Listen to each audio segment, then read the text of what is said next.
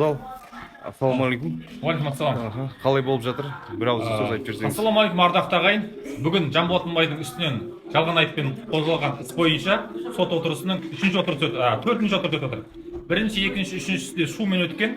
Бүгін төртіншісінде мына жерде қолдан жасалған кедергілердің кесірінен халық сот залына кеш кірді. Өйткені осы уақытқа дейін барлығын кіргізген, ал бүгін кіргізбейміз деді.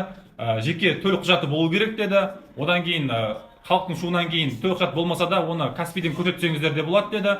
Одан кейін көрсетпесеңіздер де болады деді. Бәрібір кіргізді. Бірақ бұл биліктің енді сол баяғы Назарбаевтан қалған топас іс-әрекеттері, биліктің біліксіздігі, олардың жемқорлықтары бөлек, ұры екендігі бөлек Назарбаев билігінің.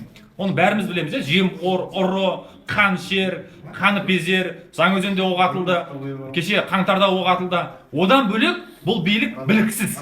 Яғни кезінде өздеріңіз білесіздер, 2020 жылы пандемия уақытында